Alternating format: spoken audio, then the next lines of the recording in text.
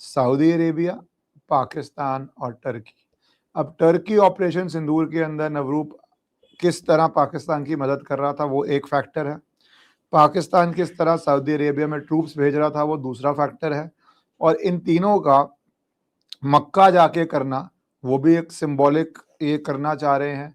तो पहले तो इस पैक्ट को क्या ग्लोबल सिचुएशन हुई कि यूएस के फेलियर की वजह से ये लोग अब फ्रंट फुट पे आके अपने रीजनल कोऑर्डिनेशन पैक्ट्स कर रहे हैं, या ये यूएस की छत्रछाया में कर रहे हैं, या ये यूएस का इंटरेस्ट है करवाने में? पहले तो यूएस के एंगल से, और फिर ये तीन क्या करना चाह रहे हैं इस पे आइए, और फिर भारत क्या कर रहा है इसके लिए, वो तीसरा पार्ट है। तो तीन पार्ट्स में इसको कवर करते हैं, आप जिससे शुरू करना चाहें। करेक्ट। देखो, वेरी इंटरेस्टिंग। सऊदी अरेबिया और पाकिस्तान का तो डिफेंस पैक्ट हो चुका था, attack on one is an attack on both. अब इसमें जो मक्का पैक्ट हुआ है इसमें सऊदी अरेबिया भी है, टर्की भी है और पाकिस्तान भी है। इम्पॉर्टेंट है, प्लीज इसे लोग डिसमिस मत करें। क्यों? Pakistan is a nuclear armed country, Turkey is a second largest standing NATO military after America. ठीक है, it has a bigger NATO military even than European Union और European states combined. It is not a nuclear power, but it has a huge military, and then it has paramilitary power and those militant terrorist groups जो वो operate करते हैं Syria में इसके front बन के। ठीक है, Saudi Arabia is one of the richest Gulf sheikdoms with oil and the holy sites and everything, so वो अलग है।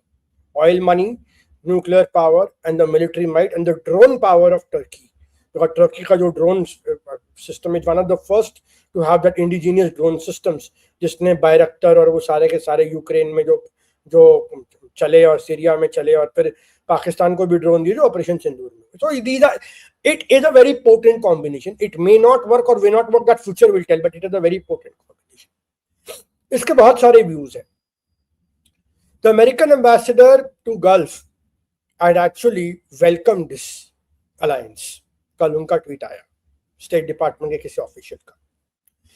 तो अब अगर स्टेट डिपार्टमेंट इसे वेलकम कर रहा है, means state department is not they are not against it, but इसका सबसे ज्यादा हॉस्टाइल रिएक्शन इजराइल से आया है, क्योंकि Israel sees this as a challenge because Turkey is a new Ottoman, जिसको कहता है कि वो अगला ईरान है, Pakistan is a nuclear power state, और सऊदी अरेबिया जो है वो अभी तक उसके जो एलाइज हैं, वो जो उसके टाइज हैं वो नॉर्मल नहीं हुए हैं।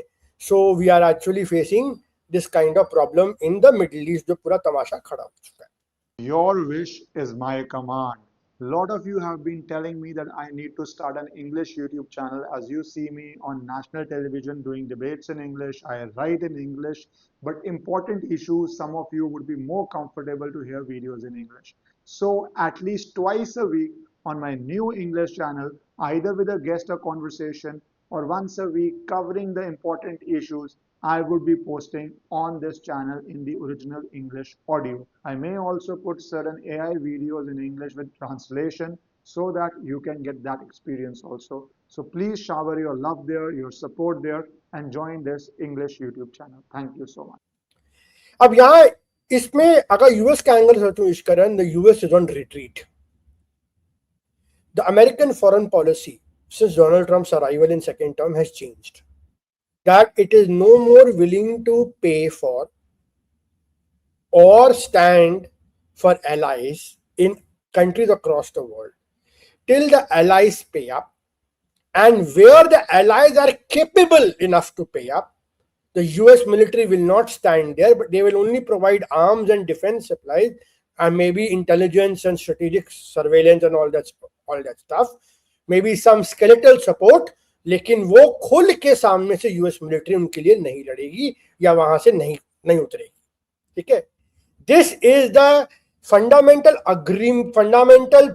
ब्रॉड शिफ्ट जो वॉशिंगटन में हुआ है डोनाल्ड ट्रंप के अंदर, जो मुनरो डॉक्ट्रिन में भी हमने देखा, वेनेजुएला से लेके मेरे हेमिस्फीयर में कोई नहीं आएगा, सारे के अंदर ना चाइना होगा ना रशिया होगा। तो ये सारा का सारा जो डोनाल्ड ट्रंप के नेशनल सिक्योरिटी स्ट्रैटेजी है, नेशनल डिफेंस स्ट्रैटेजी जो 2025 और 26 में आई स्टार्टिंग में, ये पढ़ेंगे तो आपको एक पूरा ब्लूप्रिंट मिल जाता है कि अमेरिका किस रास्ते पे जा रहा है. It is no longer willing to police every region of the world. It wants to maintain its presence. जगह जगह वो बेसिस मेंटेन करना चाहता है स्ट्रेटेजिक पॉइंट्स पे, जैसे होर्मुज के पास एक बेस हो गया, या मलक्का के पास एक बेस हो गया, या जिब्राल्टर के पास बेस हो गया, या सुएज के पास जिबूटी पे बेस हो गया. यू नो दो स्ट्रेटेजिक पॉइंट्स जो होते हैं जहां पे आर्कटिक रूट को देखना है, ठीक है, ग्रीनलैंड के पास. So it is focusing on strategic areas but not overall policing like a global policeman what it used to do at one point of time. इसीलिए हम global chaos देख रहे हैं. नवरूप, इसके अंदर मैं एक आना चाहूंगा क्योंकि आपने बोला ये फॉर्मिडेबल ग्रुप है, सऊदी अरेबिया, पाकिस्तान, टर्की. और ये अच्छी बात है कि हमें समझना चाहिए कि भैया जो लोग कर रहे हैं वो कई बारी तकड़े ग्रुप्स भी बन रहे हैं. भारत क्या रिएक्ट करेगा इस पे, यही इसलिए डिस्कस करना जरूरी है. पर मुझे एक पॉइंट यूएस पे सिर्फ चाहिए आपसे, क्योंकि आप ओरिजिनल रीडिंग करते हो यूएस के डॉक्यूमेंट्स की. ये ट्रम्प प्लान है या ये यूएस का बायपार्टिजन या डीप स्टेट प्लान है? बिकॉज अगर ट्रम्प प्लान है तो ये सिर्फ मिड टर्म तक है और लटरम पटरम तक है, और अगर ये एक कंसेंसस का प्लान है so then that is back to Monroe doctrine. World के कुछ रीजन हम छोड़ रहे हैं, हमारा पूरा हेमिस्फेयर ही हमारा है, बट बाकी जगह तुम जो मर्जी करो, जियो मरो. वर्ल्ड वॉर 2 की पहली वाली पोजीशन पे हम जा रहे हैं कि हम क्यों अपना टाइम वेस्ट करें. We have a huge ocean between us, we are safe. तो क्या मानते हो आप इसको? This is the bipartisan consensus plan. That is very very different from only a Trump doctrine then. Trump की doctrine, but Trump, I say Trump doctrine because Trump ने इसको institutionalise किया है अपने टर्म में. But this is the bipartisan because defence से जब agreement आता है, पेंटागन से जब ब्यूरोक्रेसी से काम होके आता है ना, तो वो खाली एडमिनिस्ट्रेशन नहीं होती है, उसके पीछे फिर वेस्टेड इंटरेस्ट भी होते हैं.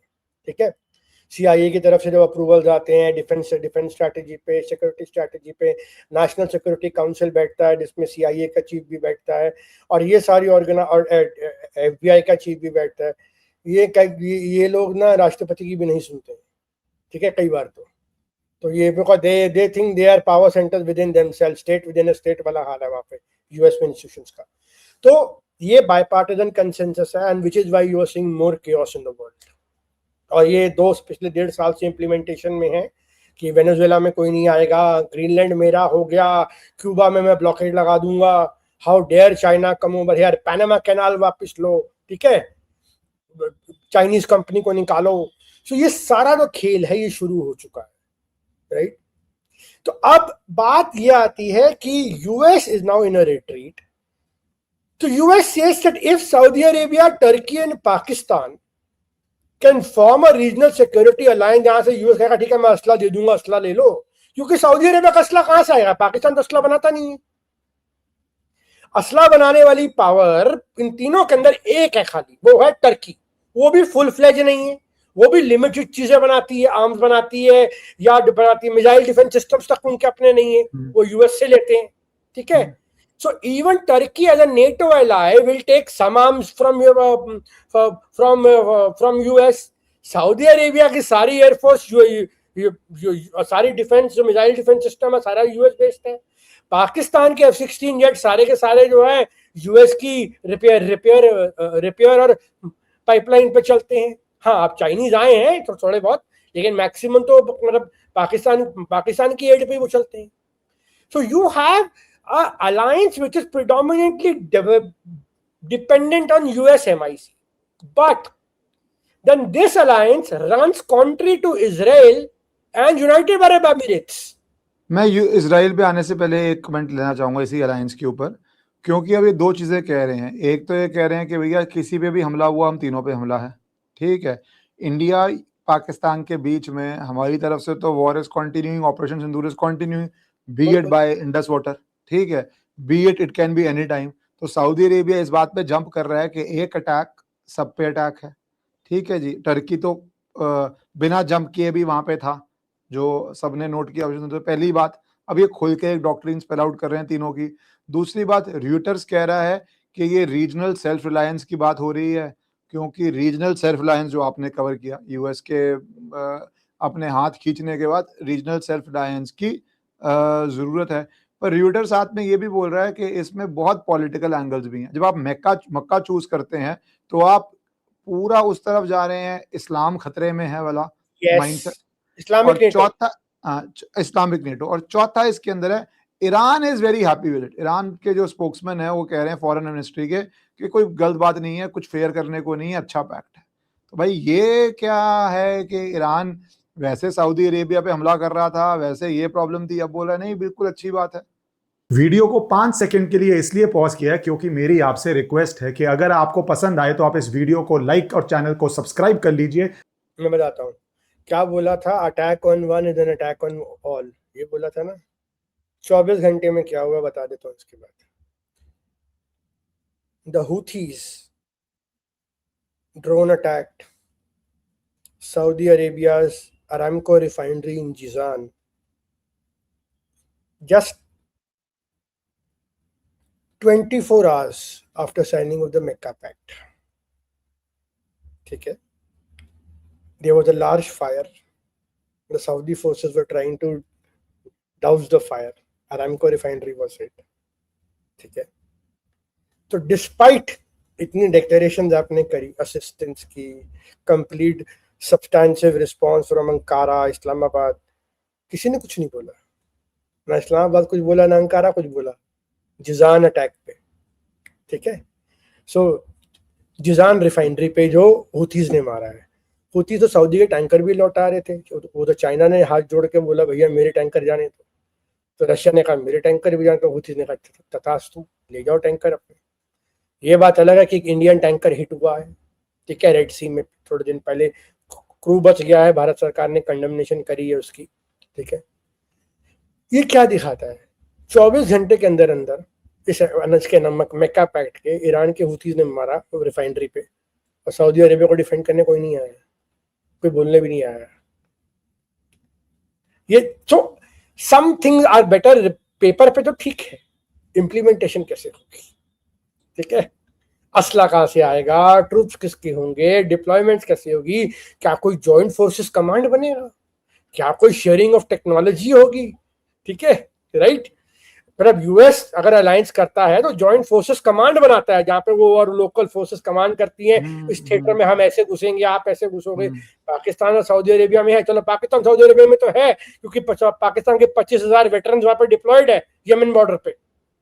मिलिट्री बेसेस बनाता है यूएस, तो फिर आपकी मिलिट्री बेस, इन तीनों में से कौन मिलिट्री बेस के पैसे अरेबिया के पास होंगे, बट इनमें से मिलिट्री बेस कौन बना रहा है?